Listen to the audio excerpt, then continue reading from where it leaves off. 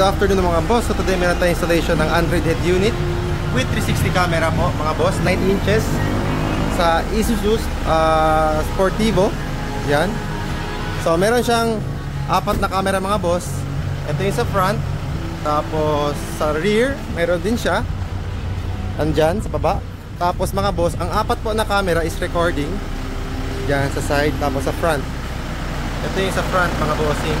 Tapos pasok tayo sa loob para makita nyo po yung features niya. So ito mga boss, YouTube working. Solid. So ito mga boss, ang YouTube yan naka-premium. Kaya kahit mag-home tayo, tunog yan. So ito yung apps niya mga boss. Basically this is the main menu. Yan, kita nyo po lahat. Tapos 360 panorama mga boss. Naka 360 to siya. Front cam, rear cam, side cam. Yan, itong dalawa to. Rear cam na with side mirrors. Front cam, combined yan mga boss. Tapos pag nag-reverse tayo, automatic yung rear cam nya with 3D view. Okay.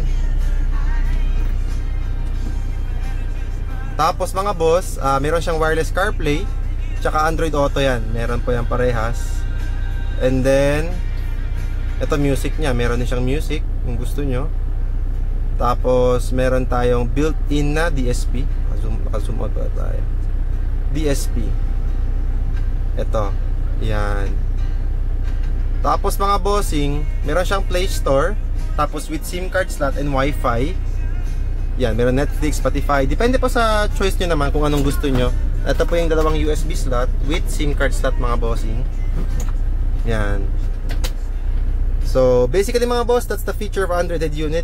Yung mga apps niya is unlimited. Kahit anong apps po na gusto nyo i-install dito na meron sa Play Store, pwede yan. We also have Google Maps yan mga boss. Meron siya.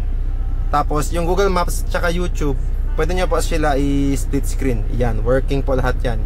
Merong built-in GPS. So matatrack nyo po yung kotse nyo kung saan pumupunta. So for more info mga bossing, visit our shop. Dito lang po tayo sa Andres Auto Accessories, Pagadian City branch. Ito po is going Rotonda. This is going Zamboanga City Road. So this is our shop mga bossing. Ito sa kabila 360 din to, Land Cruiser V8. Yan lang mga boss. Peace.